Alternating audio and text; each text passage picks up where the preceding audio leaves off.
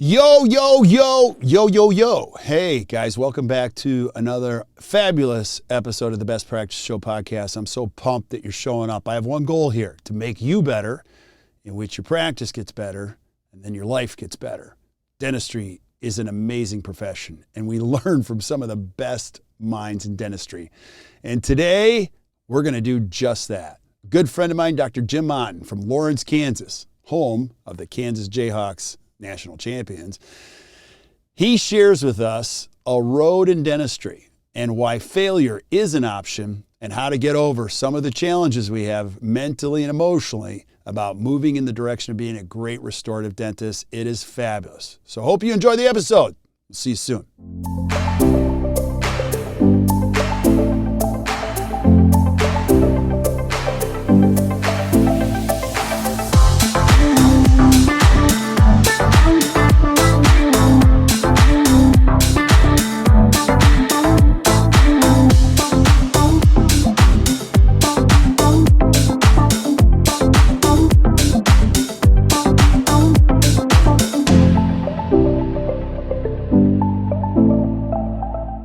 Hey guys, welcome back to the Best Practices Show podcast. My name is Kirk Behrendt, and I get to do the fun stuff here. I get to invite and interview some of the top minds in dentistry, and I get to learn from them. I always dreamed of a day where I kind of do CE as a job, and now we're kind of getting there. But thank you guys for joining in if you're here for the first time. And today is no exception. I got a good friend of mine, Dr. Jim Otten, who's an amazing human being, and he's a brilliant dentist and an incredible thinker. And he's been there for me years and years and years as a great mentor. And today we're going to be talking about a different take on something that I was like, whoa, whoa, whoa, whoa. He says failure is an option, or is it? Wait, failure is an option, and redemption, well, we're going to talk about this. So I'm going to let him explain.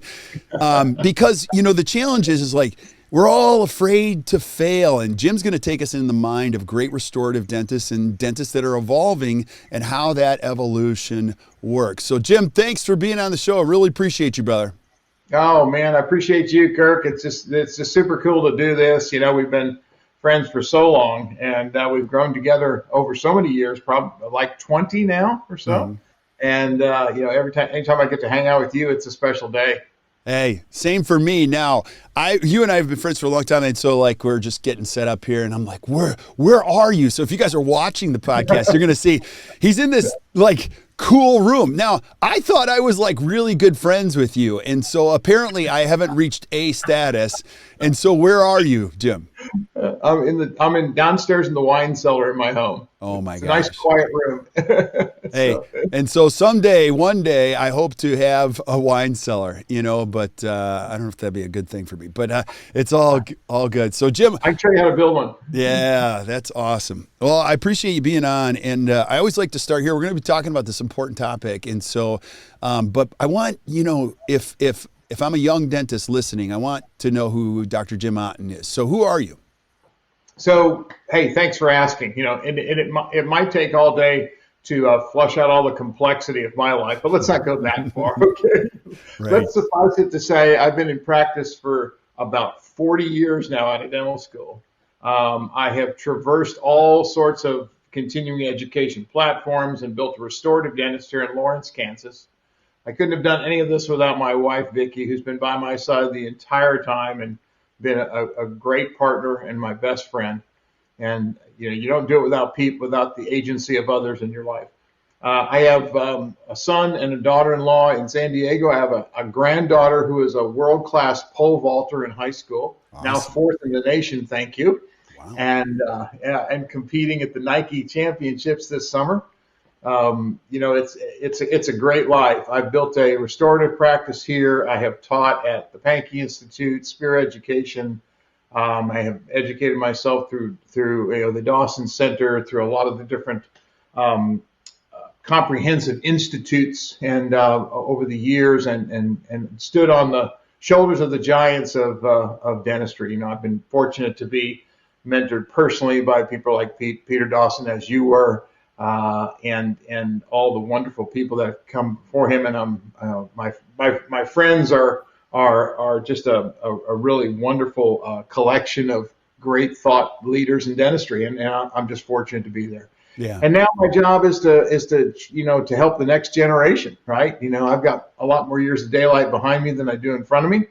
And so my job is to train the next generation of dentists to enjoy the same joy that I have had and success that I have had. Yeah, amen, brother. And you're definitely doing it. Now, you're leaving out one of the most important parts of your intro. Like, you practice and live where?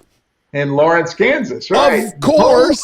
Home of the 2022 national champion of basketball at University of Kansas, right? And that's kind of like a small deal, right? Yeah, it's just one of those things. Yeah, we're used to it, Yeah. Not really. It was fun. It was fun to see them get the championship back again this year, and it's always an exciting time, and everything's starting to just come back to some, a little bit of normalcy here in Lawrence. Yeah, and I'll just say, if you haven't experienced a basketball game there, you have to go. I brought the whole family one time, and I remember like when they were getting ready to go, it was so loud. I was like screaming at my kids, and they couldn't hear what I was. I'm like, "You guys!" They're like, "What?" I said, "You guys!" And they're like, "I can't hear what you're saying," and I'm like, "Doesn't matter." Yeah, it's super fun. It's great fun being here, and it's a great experience. Any basketball fan should make it, put it on their bucket list to go to a game at Allen Fieldhouse. It really is exciting. For sure. Now, I got to ask you, because you guys have had an incredible opportunity to mentor and coach so many dentists, especially in the GDE platform. Tell me about the title that you picked. Like, explain that. So the title I thought about today, I've been thinking about a lot of different things, and there's a lot of different places that you can go and learn about technical dentistry, and certainly, my passion is in the realm of temporal mandibular disorder and airway, and the integration of problem solving around those things.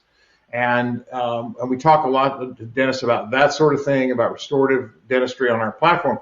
But what I chose for topic today was failure is in fact an option, and redemption is too.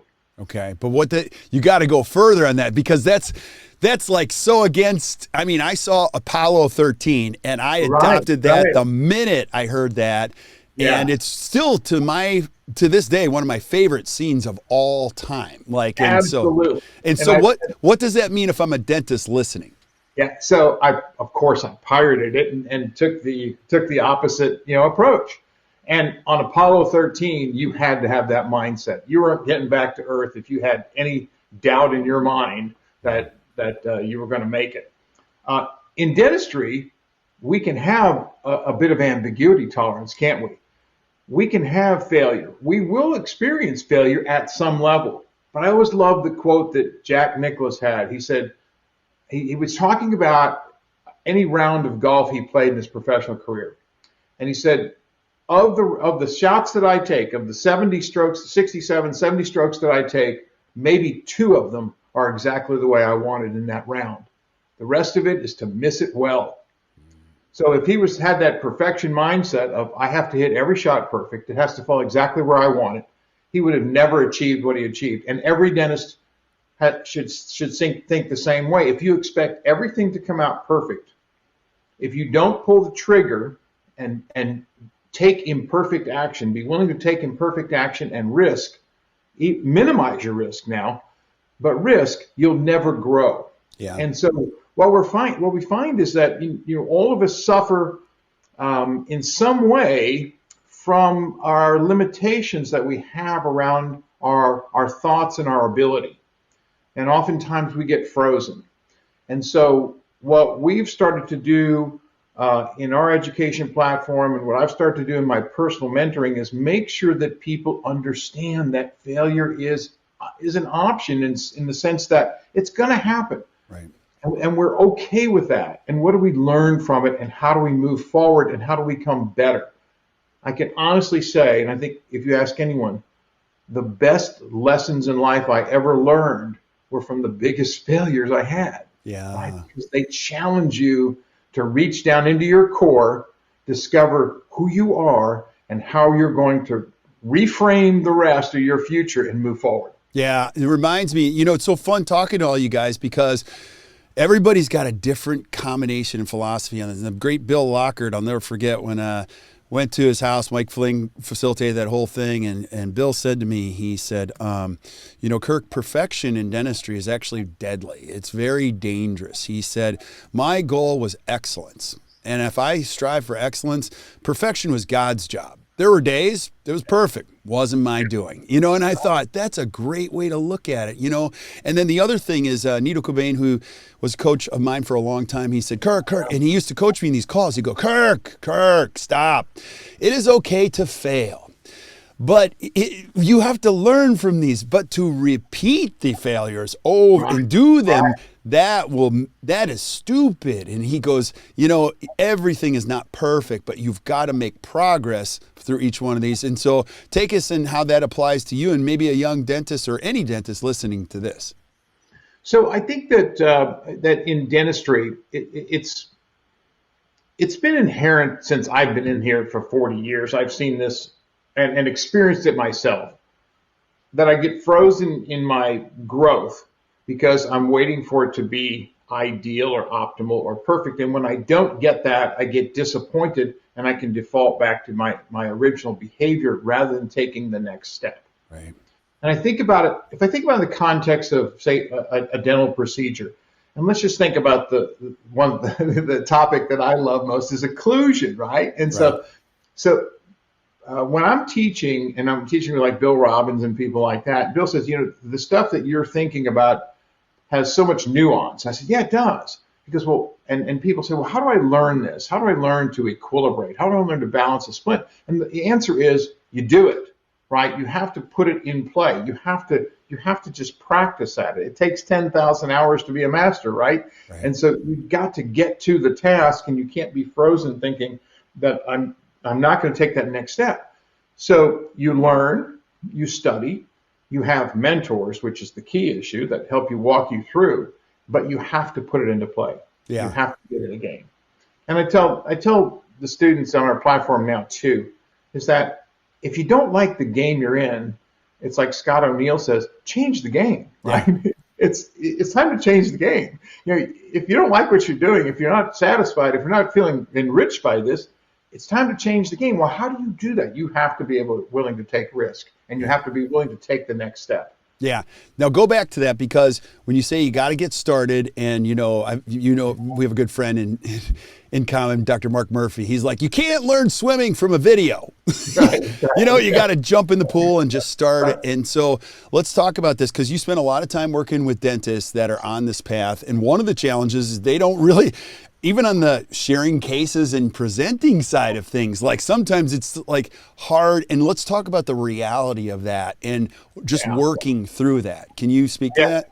Absolutely. So one of the things that we have been working with over the last 2 years is creating an environment that simplifies the complex in restorative dentistry and joint-based occlusion dentistry. We try to simplify the complex. Let's give people a way to implement in their practice in ways that aren't a 64-stage matrix that they have to try to think through, right?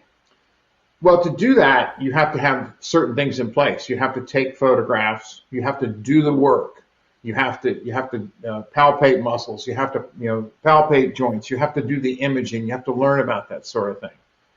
So what we find, though, is that if we ask people to do that and participate online even, which is a little less intimidating than in person, they still get stuck. And so we started to ask, well, why are you getting stuck? How come, we want to see your cases up here. We can talk about our cases and blah, blah, blah all day long, and that's great. I can show you my successes. I'll show you my failures, but we want to see your stuff. We want this to be actionable for you and relative to you. We want to mentor in the context of what you're dealing with. And the things we hear are, well, I'm afraid I'll be judged, which we've tried to create an enormous safe space, but obviously some people still feel that. I don't think my stuff is good enough. It's not, polished and perfect to where it needs to be. I feel somewhat intimidated, or I'm embarrassed. And so those comments caused us to start to talk about this very topic, on our platform. Yeah. What gets in the way emotionally that's blocking you from your progress? Yeah. What's happening here that's keeping you from moving forward? That's causing you to have this, as we talked about before, imposter syndrome. Yeah. That I'm not good enough. Yeah. Right. And so I just want to call that out. Like, I am not an expert on any of this, but as I talked to a lot of dentists, I heard that concept. And I'd heard it before, but then I had a dentist who said, no, this is very real. And I listened and I was like, this is very real. And so working through that as a young professional is critically important. And it's so funny. It doesn't matter if you're religious or not, but if you're involved in a church, you know that younger parishioners don't go to church very much anymore because of feeling judged. Now, that's so interesting. Now, we couple that with, like, there's some great thinkers in the world like Brene Brown who introduced the concept of vulnerability-based trust, and you guys have done a remarkable job. I think the future of community is creating a safe place where people can be vulnerable and they can trust others around them with those vulnerabilities. Do you agree? Absolutely. And that safe space doesn't happen without all of us, being willing to share, our truths, right, and being willing to be present and to be willing to express our own vulnerability. So, I talk a lot about the times that I've had in my practice life and in my professional life where I've struggled, where I've had episodes of depression, where I've had sadness, where I've had difficulty dealing with all the stresses of our environment or all the stresses of life. And certainly in the last 2 years, that was just like a pressure cooker, right? Right. And so what we've learned, from that experience, or we've taken away from it, is that it will get better. But sometimes it's just taking that first step, right? I mean, one thing you have to get out of your mindset is that you can have a dream and a vision for the future, but sometimes it's just that one step, right? You just have to implement this one thing in practice, implement this one idea. Think about one step you can take to be more effective with the people around you and grow the people around you. Whatever it is that you need to focus on, just taking a simple step sometimes it's like putting the jigsaw puzzle together, right? Right. You get down to about the last, 20 pieces, and they're the hardest one, and you can sit there and look and look and look and look and look and look and look, and you'll spend an hour. Well, I won't spend an hour because I'm too damn impatient. But some people will spend an hour looking for that one piece that they can't find. Well, what happens when you get the one piece? Yeah. Then the next one falls, then the next one falls, and then the next one. Yeah. And then all of a sudden you've completed the vision of the puzzle that you had. Right. Yeah. Now let's go into the one step or the one piece of the puzzle and just take me. I mean, we could pick any of these. What are some of the biggest first steps you see? Like, I'll just throw one in there. The leaf gauge is a big one, or just equilibrating your first patient, or, doing the muscle exam for the first time. Is there anything that comes to mind that's like a good first step for some of these dentists that you get a chance to meet? Yeah. So the first step, I think, is just a matter of awareness, right? Mm-hmm. And when I say that, I think about like the quote that Maya Angelou has. So if you must look, she says, if you must look back, do so forgivingly. If you look forward, do so prayerfully. But the wisest course is to be present in the present gratefully. Wow, that's good.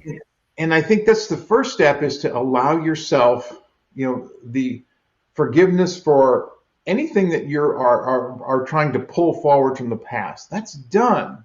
If you did your best and it didn't work out, it didn't work out. Mm-hmm. And your future is something that you certainly want to focus on, but be present in the moment.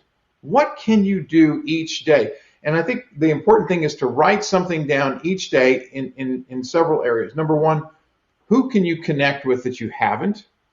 What's a personal trait that you could implement or work on, whether it's be exercise or diet or something like that you can take a step forward? And what's something in your practice that you want to try to implement? Something simple. Mm-hmm. So it could be that you just say, okay, today I'm going to pick up the camera and I'm going to start taking photographs. It's a hassle trying to implement all these different components of a comprehensive evaluation to be able to assimilate that information, but you could take one step. Yeah. And so you pick up the camera and you just start shooting. And I tell dentists this, I said, you've got a busy practice and if you're trying to move from single tooth dentistry to more of an interdisciplinary or comprehensive model, you're going to need time, and you're going to need time to practice. So you can do it several different ways. But the first step is to look at the patient that you have in hygiene and say you're going to bring them back and you're going to do some single tooth dentistry. It's very common for you. It's very easy. Why don't you add 20 minutes to that appointment and just do a muscle exam, or just do a joint exam, or take photographs and just give it away. Right. Just give it away. Just add a little time. That's all you got to do. Get in the habit of doing it. Get in the habit of your team starting to see how to do it and the value of doing it. And as you do those sort of things, then you can then say, okay, I've got confidence in these things. Now I'll set aside an hour to have them come back, and we'll have the discussion about at hygiene. We'll look at how to have the discussion in hygiene about maybe moving that patient to the next level. In other words, seeing if they have interest in being healthy and not just having us fix their teeth. Yeah, I love it. And you hear this all the time, but Dr. Otten, I don't have any time. Like, my schedule's crazy. And, I have a thought on that. What do you say to dentists that say, I have no time? Yeah. Well, you have the time that you create is what you have. You have control. And it really depends on your level of passion and commitment, whether you're willing to take time to start making progress. So it sounds harsh, but we all have the same amount of time, and we all have the same, the same structure of time. It just depends on how you want to use it. And in any endeavor, we all know it takes sacrifice, right? You could apply that to almost any discipline.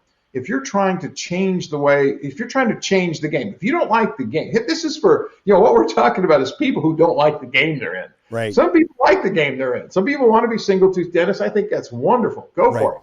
Some people want an insurance driven practice and, want to do single tooth dentistry, and they want to really have that churn that goes on. They get excited about that. I think that's awesome. Right. This is for people who want to change the game. They don't like the game they're in. They want something different. If you're going to change the game, you're going to have to change the rules. You're going to have to change the structure, and you're going to have to incrementally find that time. We all had to do it. Yeah. And sometimes it means adding a little extra time somewhere to build your skill level. Sometimes it means altering your schedule enough to start building the kind of schedule you want in increments. But eventually, I'm a perfect example of this, because I started off with a very high volume practice, and I refined it and I refined it and I refined it. But you go through some pain points, right? Speaking of pain and failure, is there ever a point, like, let's just say I'm 10 years out, that failure just doesn't, the pain isn't at a 9 anymore. It starts to go down to a 7 or a 6. Was there a point in your career you're like, okay, I screwed that up, and you feel a little bit more confident or a little bit more transparent when you're talking to a patient when that happens? Like, what happened for you? So for me, I was blessed and cursed with a curious mind. In my youth, it got me in a lot of trouble. Yeah. But I managed to channel that into something productive as an adult, through college and dental school. And my curiosity finally got the better of me. I tried to always look at patients and how they responded to our care. And if there was always one commonality, I always wanted to be the best I could be. I always wanted to be my best and try to do my best. And I noticed that my best effort in similar circumstances wasn't working out as good on some patients as did others. And I started to get curious. Well, what's going on? I'm doing the same thing, same techniques, cutting the same preps, making the same impressions, using the same materials, using the same lab. This patient's doing good. This one's breaking teeth. Right. And so it was bothersome to me, and I think it's because I was paying attention. And I think if you look at your dentistry as a learning laboratory, you'll start to see these things. No one has ever done perfect dentistry except God. And you look back, you say you can look back on some cases and go, wow, those worked out beautifully. But it's always one little thing you could have done better. And so you start to learn from your patient base, why are some people responding in some ways and why are they not? Yeah. And so that discomfort for me was what drove me to start looking for other answers and looking beyond just, the rack of 32 teeth, into the whole person and saying, what systems are out of balance here with these people that I need to get a handle on and I need to understand better. Yeah. And now so I'm going to ask you, I've seen it's absolutely gorgeous, like what you do. And your specialty is a unique one.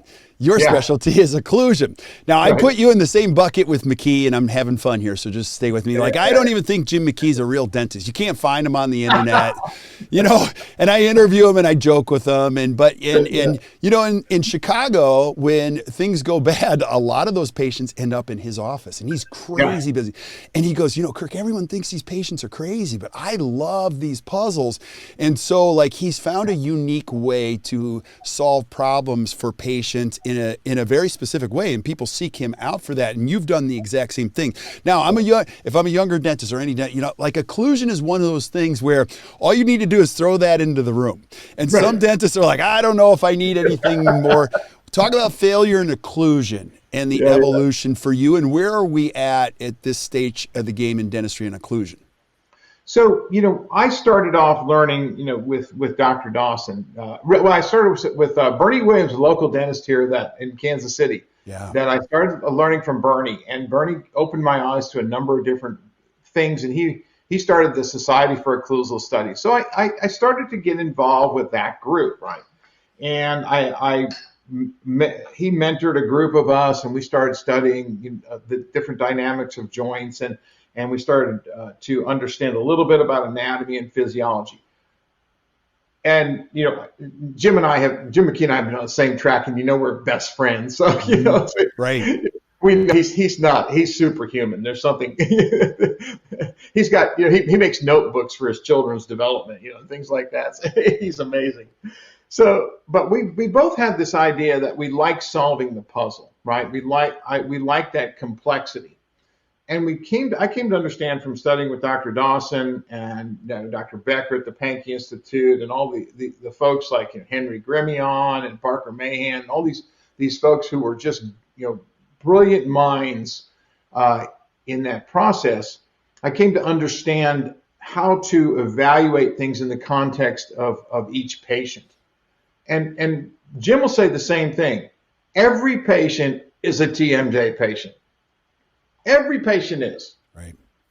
Every patient has these joints, and if you look at them, 75% have something wrong with those joints, and your job is to say, is it relevant or is it not? Is it relevant to what I'm doing? Is it relevant to their future health? And how do I evaluate that in a way that fits into my practice?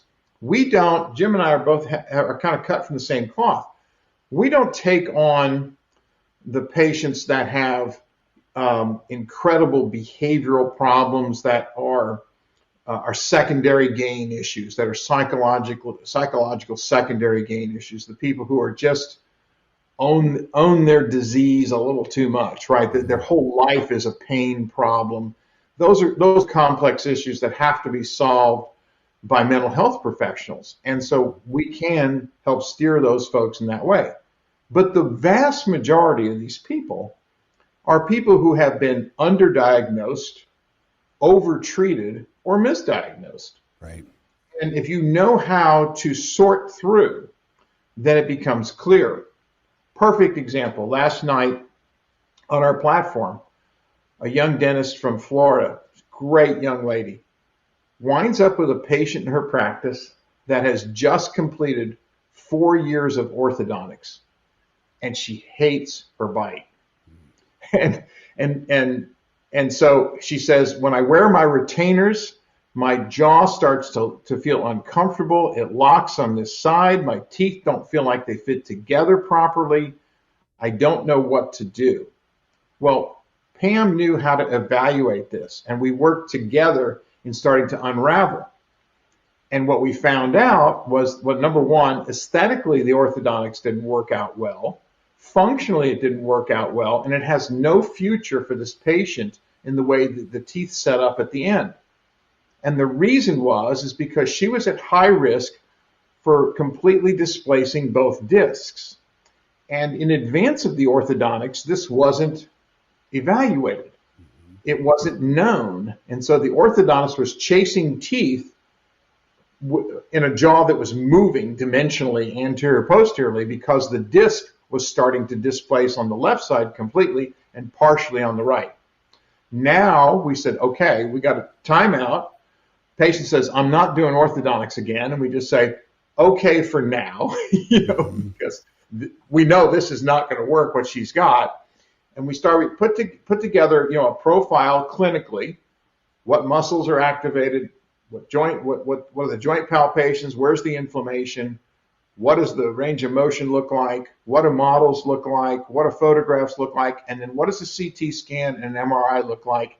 The whole picture comes together. You can beautifully see how the disc is displaced on the left side.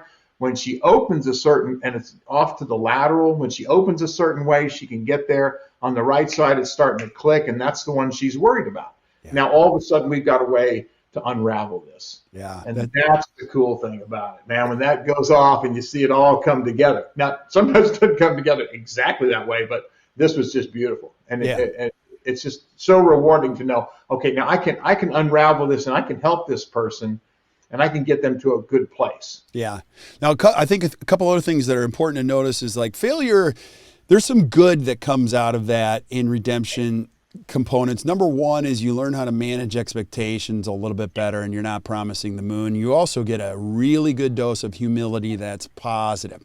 Yeah. And you can see both of those. Like you don't overpromise anymore. And you're also just, as you get older, you're just going to be straight with patients. Like I love, Bill hasn't said this one lately, but your partner, he said, there's some times in my career where I'd see a big case and the patient go, it's not white enough. And I'd just now tell them, yeah, it's plenty white. And then I don't even deal with that. And they come back and they go, yeah, it's plenty white. Or he'll say, listen, I interviewed him yesterday. If you guys listen to the podcast, you'll hear this. He's like, people are always, sometimes they ask me what the fee is. And I said, we'll get to your investment in just a minute, but I want to talk about your care first. And I'm like, you say that? And he's like, yeah, I say it right to the patient because I've failed plenty of times, along this path. And so I think it's important to recognize when you've got those things happen, like what's the lesson in here, Yeah, absolutely. So, and I think that's the fear that people have in dealing with people with joint problems or with any kind of complex restorative care.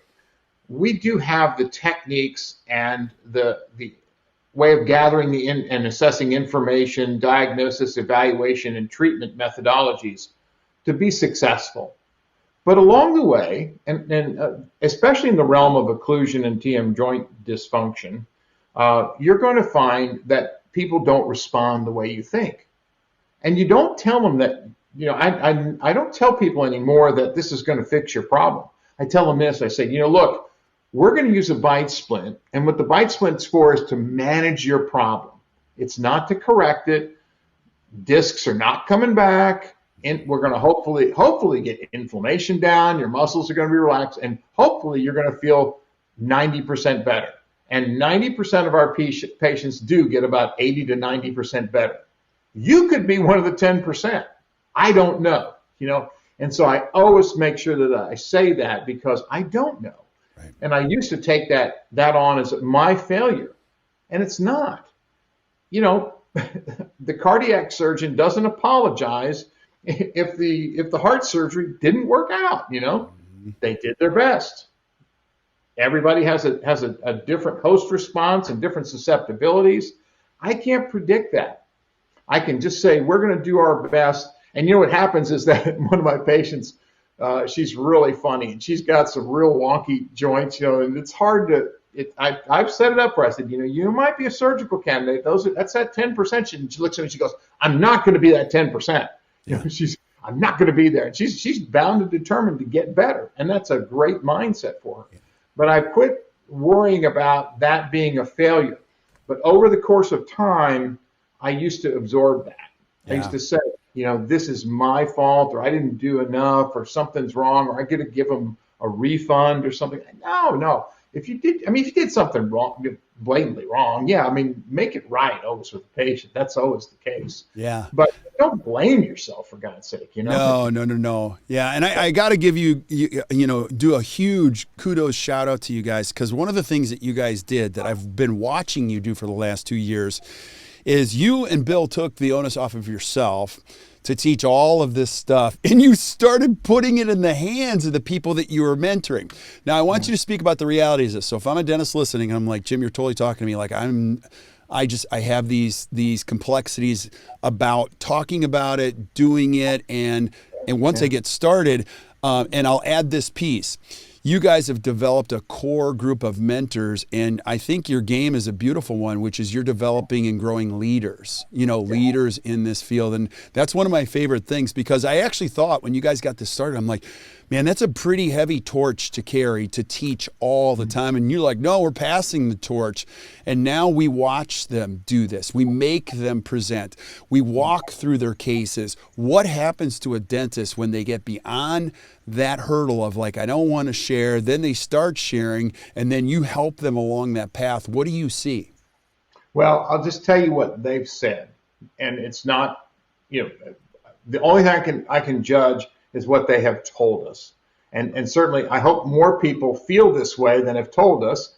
But the feedback we get is then these are people that have been to other educational institutions. They've been to Pankey, been to Spear, been to, down to the Dawson Academy, down out at John Coyce's. All of they're learning, they're hungry for learning. And what they've told us is that we're able to help them assimilate it.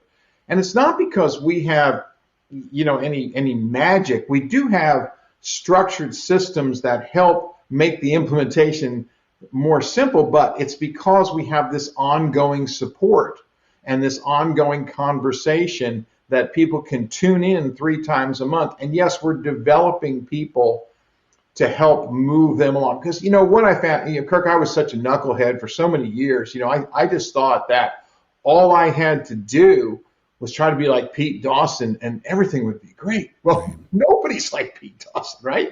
And I finally started realizing and getting over myself that, we're going to be successful because of how we, grow the agency of others, in the agency of others. We're not going to be successful unless we work very hard to spread the passion and desire and success to other people and work hand in hand with them. And so what we've done is, as you said, have mentors on the platform now who are developing in wonderful ways.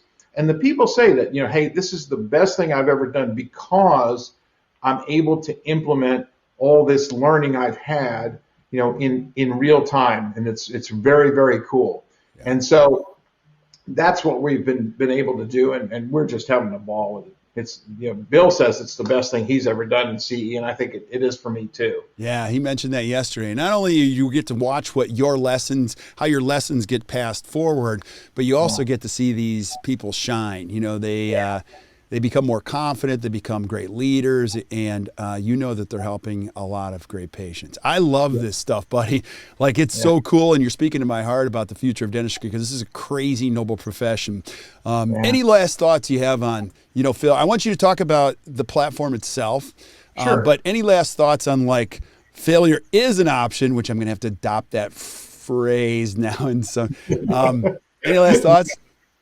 Yeah, I think, that again, offer yourself, forgiveness and light, in Scott O'Neill's book, he talks about being where your feet are, focus on the present, focus on what's most important, and don't hesitate to really write those things down and be clear about what's important in your life, your family, your faith, your health, and your practice, and how does that all integrate together? And you're such a great example of that, and how you teach it on, through ACT, that it's a better practice and a better life, right? It's about being better. But what's most important? focus on what's important, because if everything is important, then nothing is important, right? You've got to start to focus on things. And if you're interested in doing interdisciplinary dentistry, interested in changing the practice, if you're the kind of person that says, I don't want to play this game with the high volume insurance driven practice. I want to play this game where I can focus my energies in a more comprehensive way and really help deliver what I consider to be my best stuff, then we've got a growth opportunity here. And that's how you change the game, right? You can't change the game playing by the same rules you're in, right? Yeah. So talk about that game that you guys play and how you do it. And it's called Global Diagnosis Education. What is it? How often do you do it? All that stuff. Awesome. So the name comes from the Global Diagnosis platform or methodology that Bill Robbins and Jeff Rouse started 20 years ago. And I badgered Bill Robbins to do this online for years, and then you helped us, kick it off when we went into isolation in COVID. It was a perfect opportunity, and we can't thank you enough for helping us get started. Sometimes it takes a good kick in the butt from one of our friends to get moving, and you were there. And so, Global Diagnosis Education, our mission is to help enrich your life and practice by helping you to implement interdisciplinary dentistry into your practice, building a practice of distinction that's right for you. And that's a different definition for everyone. We totally get that. That's going to be a little different nuance. But we meet 3 times a month generally. We are online 3 times a month. We'll have an in-person workshop this September in Milwaukee. And so we're excited about that on the 9th and 10th. But we meet 3 times a month on Wednesday evenings for about an hour and a half. Sometimes we went 2 hours last night, and we work through. We have a series of lectures. We have approximately 40 to 50 lectures on that we got online, but then we workshop each week, and we go through the cases and we apply the principles from the lectures that we have taught. And we also have Jim McKee on, we have Jeff Rouse on, we have Seth Atkins on, we have Drew McDonald on, all of our buddies. We have you on. We coerce all of you to come in and talk with us and present as well, and that's a real gift. So we're trying to get the best thinkers in dentistry to come on and present in their different topics, and then we have this platform of with a great recording. Series of recordings, a library of recordings that are the basic fundamental work. But the best thing about it is the ongoing mentoring that we do. Yeah. And like you said, some of our other mentors that are training are outshining us, and that's just awesome. I ask a question, and man, they're already 5 steps ahead of me. That's just a great feeling. And all the people on there get to participate, and that's what's important. Right, because a regular question we get on this show and just out there on the road is like, I can't find a mentor. How do I find a mentor? You guys have actually created a mentor platform. So if you're a dentist who's kind of like, I just need to get to the next level, or I got to get through some of this stuff, and you're looking for great mentors, I will speak for myself, but these are incredible human beings that do phenomenal dentistry, and they do it one way. It's the right way, and so I'm just so grateful for our friendship and what you guys are doing. I'm just so proud of you guys. So, well, thank you. We couldn't do it. Like I said, we couldn't do it without the agency of others, and you're such a big part of that. And I want to acknowledge that when times get tough, it's the relationships. And this is one of the things we talk about on the platform too. We talk about what gets in the way and how failure is sometimes an option, and how do we work beyond that. But when times get tough, it's the relationships that you have that will carry you through those tough times. And so we've developed this really great friendship and community online that's live 3 times a month. And so it really gives us energy and helps support people, because times do get tough. And that's when you're going to need those relationships to come in and help you through. Amen. Yeah. Amen. We had a great young dentist. His name is Dr. Kevin Groth, and I'll call him. He's like, the thing I've learned is that life is like a roller coaster, and you hit these ups and downs. And if you're on that car with other people that love you and care about you, it's actually kind of a fun ride. You learn a lot, and that is absolutely true about you guys. So, Jim, thanks for being on. I'm going to encourage you guys that are listening. If you're listening on Stitcher, iTunes, Spotify, don't worry about it. Go down to the show notes. Don't do this while you're driving. I always say that, but I mean that. Don't just flip up to the show notes. You're going to see there are links to everything that Jim has shared, GDE. And if you're looking for a phenomenal speaker at your study club, get Dr. Jim Otten and reach out to these guys. They are just great human beings. So thank you, buddy, for being on. Really appreciate you. Hey, thanks for everything you do, and hope everybody out there has a wonderful day, and we'll look forward to seeing you online. Yeah, and one of these days, you know what? I'm just going to throw this we're going to do some type of a mini course-ish in your wine cellar. What do you think? I'm going to told you for that. What do you think? Sound like we can do a tasting and a broadcast. How's that? I have no doubt it's going to be phenomenal stuff. And Sting did it. He did?